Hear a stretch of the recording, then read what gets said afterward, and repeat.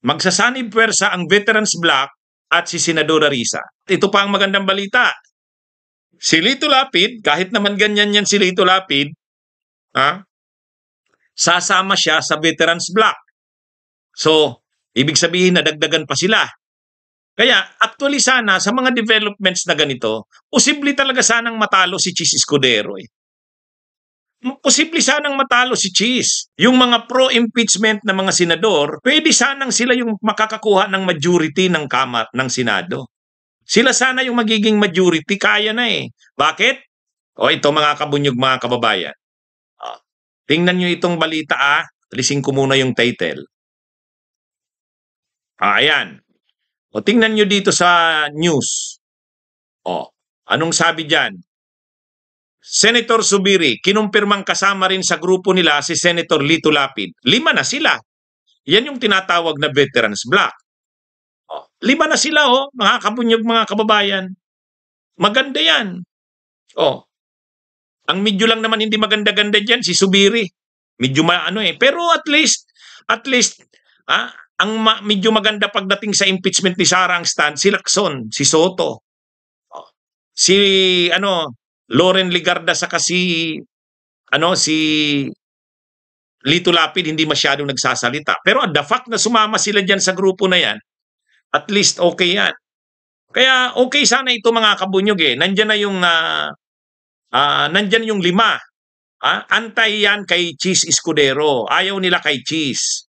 Ayaw din nilang makasama yung grupo ng mga Duterte. Kaya ito sana yung magandang i-develop na majority ng Senado. Ibig sabihin, ito yung pwedeng ito yung pwedeng ma-develop na majority na medyo mas matino. Alam naman natin na 3 lang naman dyan ang senador na maasahan natin. Si Kiko, si Bam, saka si Risa. Pero kung si Kiko, si Bam at Risa ay magsasama talaga, dito sila sasama sa 5 to. Di ilan na sila? 8 na.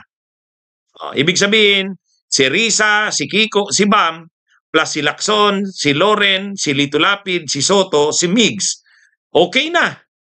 Ano na yan? 8 na. Di ilan na lang ang kailangan para makuha yung majority? 13 lang naman na boto. 13 lang naman na boto. Di ba? Kaya nga, ngayon, nagsabi na si Risa. Ito yung sabi ni Risa, mga kabunyog, ngayon lang yan na balita. Inihayag na ni Senadora Risa. Si Risa Hontiveros open to join Senate Veterans Bloc. So, ibig sabihin, okay si Senadora Risa na sumama dun sa Veterans Bloc. Di ilan na sila. Di ba? Ngayon, kung sasama sana si Kiko at Bam, di 8. 8. Ngayon, madagdagan lang sila ng 5. Madagdagan lang sila ng 5. Di ilan na? 13 na. Ibig sabihin, ang mangyayari na dyan, yan na yung Senate majority. Kasi 13 na sila So, hindi na si Chis ang magiging Senate President dyan. Si Tito Soto. Okay na yan. Okay na sana yan si Tito Soto. Kahit papaano lang. Ito pa ang maganda sana Ayan Si Tulfo, si Rapi Tulfo, naghayag na ngayon. Sabi ni Rapi Tulfo, back Sara Duterte impeachment trial. Let her prove her innocence. Gayon din yan. So, ibig sabihin, si Rapi Tulfo saka si Erwin Tulfo, pwede rin itong mapasama sa grupo na yan. Kaya lang, ito kasi si Rapi Tulfo saka si Erwin Tulfo, magdidepende ito sa sasabihin ng Malacanang. Pag sinabi ng Malacanang na doon kayo sa grupo nila Soto at sa kanila Ping Lacson, doon yan sasama. Ang problema kasi sa Malacanang, walang sinasabi. Wala kasing sinasabi ang Malacanang kung sino talaga ang gusto niyang Senate President. Kaya para sa magkapatid na Tulfo, libre silang humanap kung kanino yan.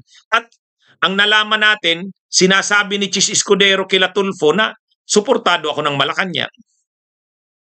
Si Grace po, Kabunyog Andy Beltran, graduate na. Graduate na. Kaya yan, mga kabunyog, mga kababayan, ang ibig kong sabihin dito, pag nagsanib pwersa sana itong mga sinabi ko, kung ito yung magsanib pwersa, si Senadora Risa, okay? Tapos kung kasama sana ni Senadora Risa, sila Kiko at Bam, Kung kasama lang sana.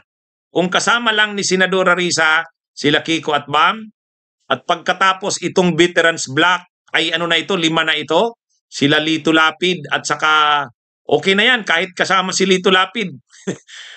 Ang punto kasi natin dito, at least mas okay naman to kaysa sa ang kasama mo yung pro Duterte senators. Yun yung komentaryo natin kila Kiko at Bam.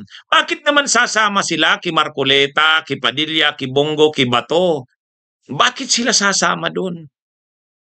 Pwede namang ito yung samahan nila at least medyo matino-tino naman to. Parang lesser evil kumbaga. Totoo, hindi naman tayo talaga believe dito kila Subiri. Pero at least kung magbubuo ng majority sa Senado, mas maganda naman na ang kasama mo itong sila Lacson, sila Tito Soto, Loren Ligarda, Lito Lapid, kahit papano. Ay ang problema kasi yung sasamahan nila Kiko at Bam, yung pro Duterte Block. Yung pro Duterte Block. Sino yung pro Duterte Block? Ay di si Bongo, si Bato, si Marcoleta, si Padilla, si Camille Villar, si Amy Marcos, si Mark Villar. Yun ang makakasama nila Kiko at Bam. Yun yung point natin eh. Alam nyo, yun yung hindi ang sabi kasi ng ng ilang mga nasa oposisyon, tama naman yung okay na yun. Wag tayong maging purist, pragmatic tayo. Dapat hindi naman talaga pwede na ang magsama lang si Risa sa si Kiko at Bam. Dapat makipag-alayan sila sa iba. Kahit hindi nila kasama at kapareho sa paniniwala. Yes! Yun din kasi ang sabi ni BP Leni, ni dating BP Leni, ngayon mayor ng Naga. Sabi ni dating Vice President Leni Robredo, kailangan naman talaga nating makipag-alyansa kahit sa mga hindi natin kapaniwala. Huwag tayong maging purist, maging tayong pragmatic. Tama ba si Leni? Tama yon. Pero ang ibig mo bang sabihin, kahit yung hindi mo kapaniwala na tulad ni Marcoleta, ni Padilla, ni Bato, ni Bongo, sasamahan mo? Yun ang hindi ko maintindihan eh. 'Di ba? Yun ang hindi ko matanggap.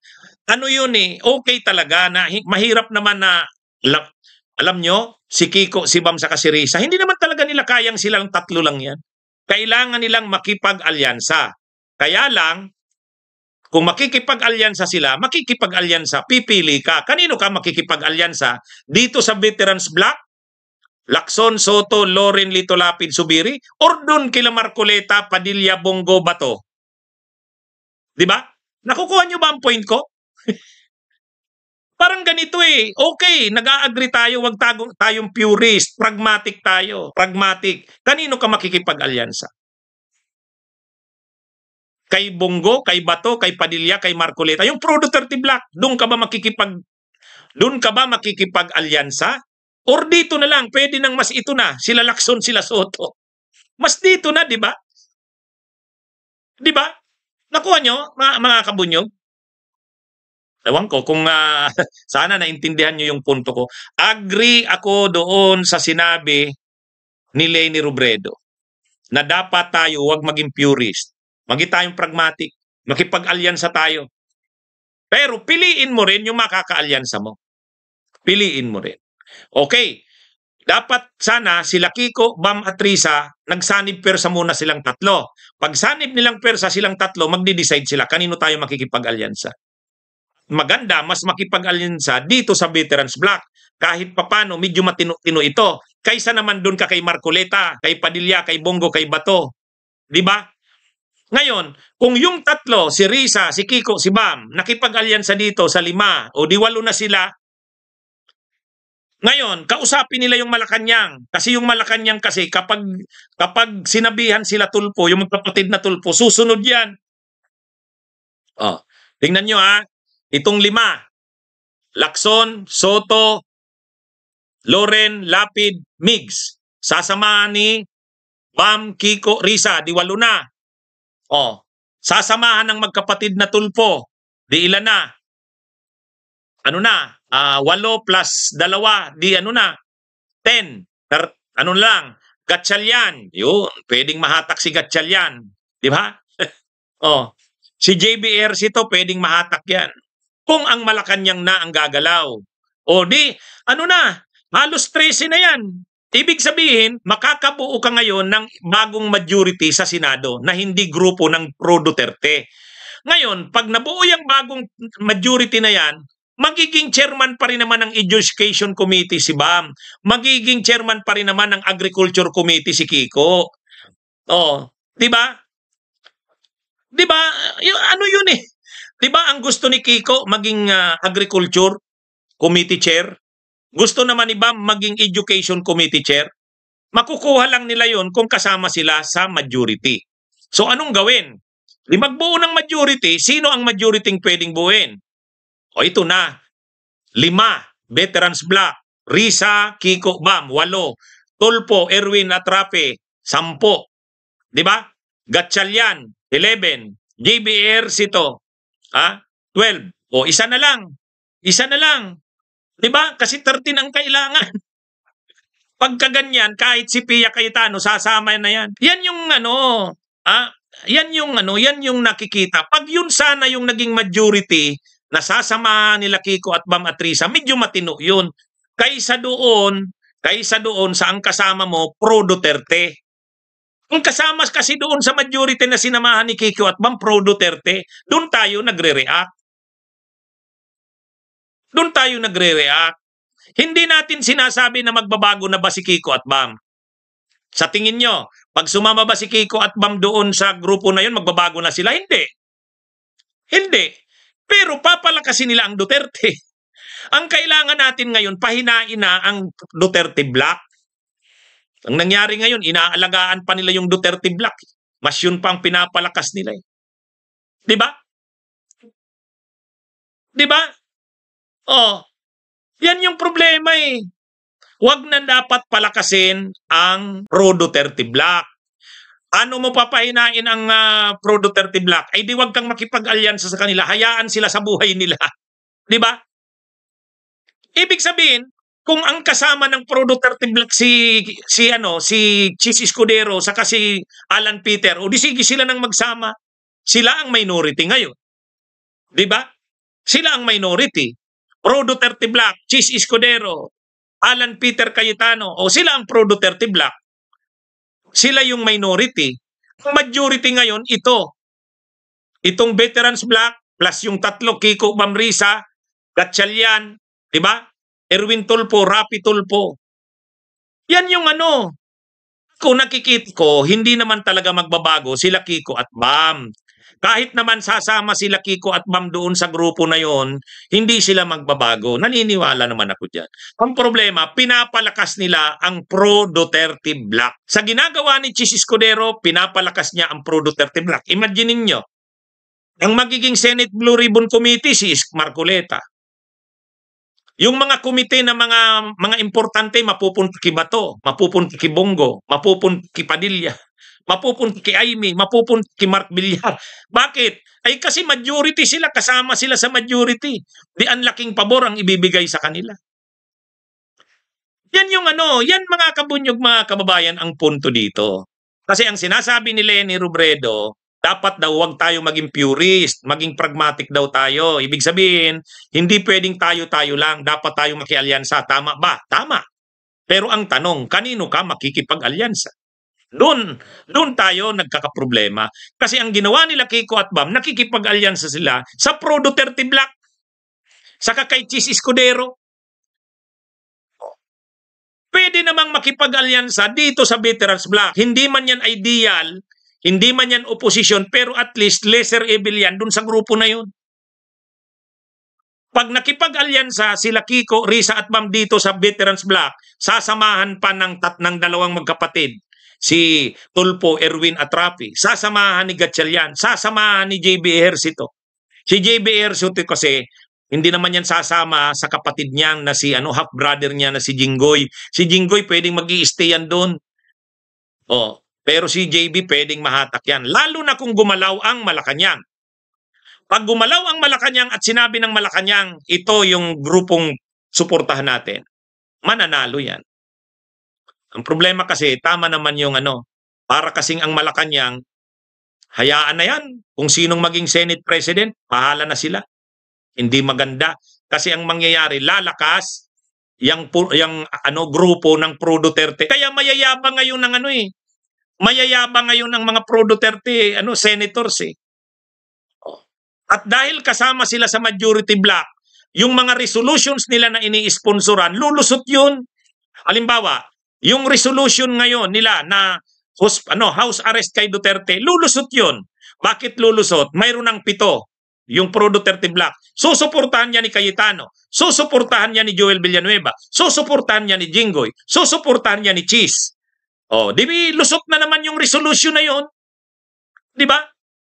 Kapag nakalusot yung resolution na yon, i-attach na naman yon ni Kaufman doon sa kanyang motion doon sa ICC. Nagagamit ni Kaufman ang Senado. Nagagamit ni Kaufman ang Senado. Yung findings ng investigation ni Jaime Marcos nung committee niya, inattach ni Kaufman doon sa kanyang motion sa ICC. Yan na namang resolution na yan na inisponsora ni Cayetano, ni Bongo, ni Bato at ni Padilla, ia-attach na naman yan ni Kaufman na ang posisyon ng Senado ng Pilipinas ay house arrest kay Duterte. Yan yung ano dito mga kabunyog, mga kababayan. Dapat sana durugin na ang kampo ng Duterte. Pahinain na ng todo yan. Huwag nang makarecover yan. Yan yung totoo dyan. Ay ngayon, pinapalakas lalo nila eh. Paano napapalakas? Paano pinapalakas? Una, kasama sila sa majority, yung mga pro-Duterte block. Dahil kasama sila sa majority, sila yung kukuha ng mga importanteng committee sa Senado. Kaya yung Blue Ribbon, pupunta kay Marcoleta. Yung committee ni Bato na gusto niya, sa kanya rin. Yung committee ni Amy, sa kanya. Yung committee ni Robin Padilla, kanya rin. Ibig sabihin, lalong lalakas yung kampo ng Duterte. Ang dapat sa kampo ng Duterte, pahinain na para hindi na makabalik sa 2028. So, kung yun ang direksyon, huwag nang palakasin ang kampo ng Duterte. Dapat magbuo ng alyansa sa Senado na anti-Duterte. Anti-Duterte. Sino yon? Ito yon. Ito. Hayaan na sila Cheese. Yan yung mga kabunyog, mga kababayan. Kaya ako, ulitin ko.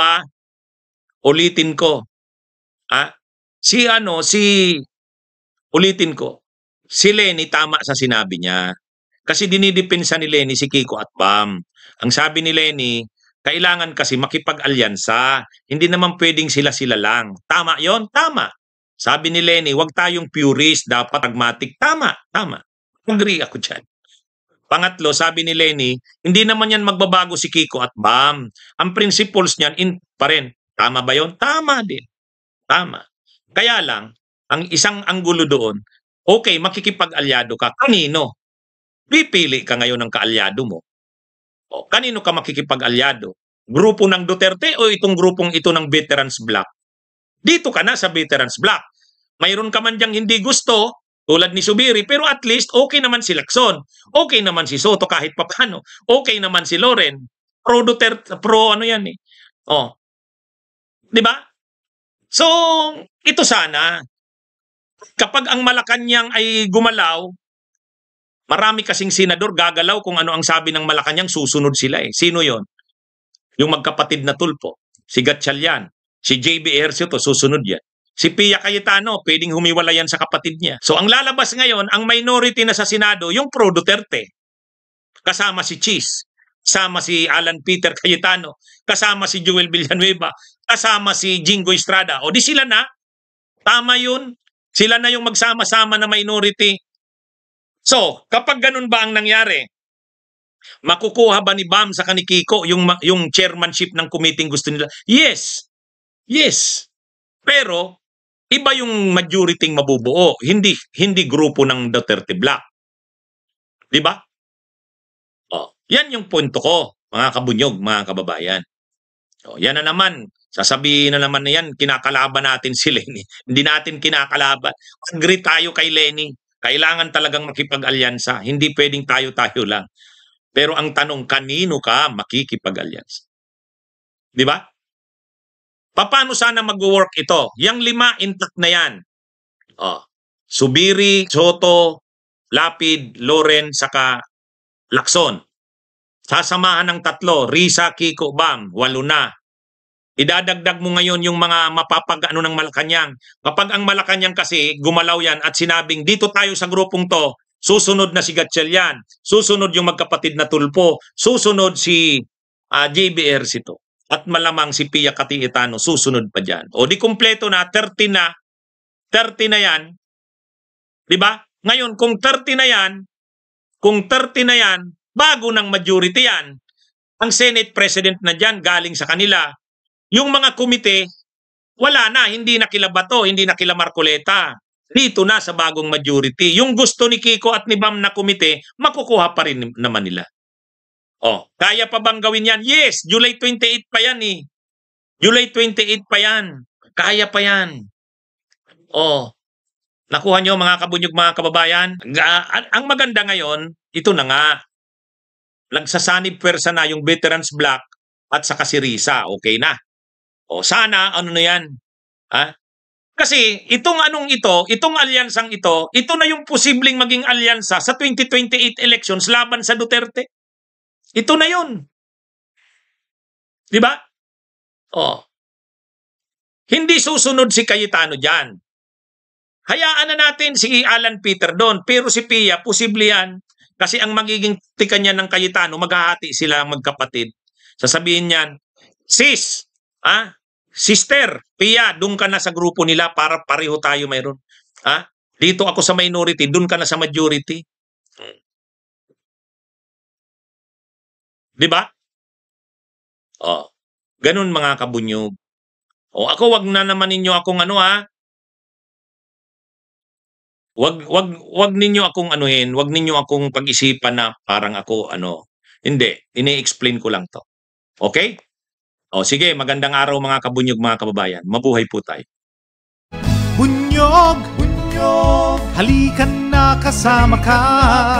Bunyog, kapag buklod ay may pag-asa. Luzon, Visayas, Mindanao, isa ang pananaw. Sa bagong Pilipinas ang bunyog isisigaw.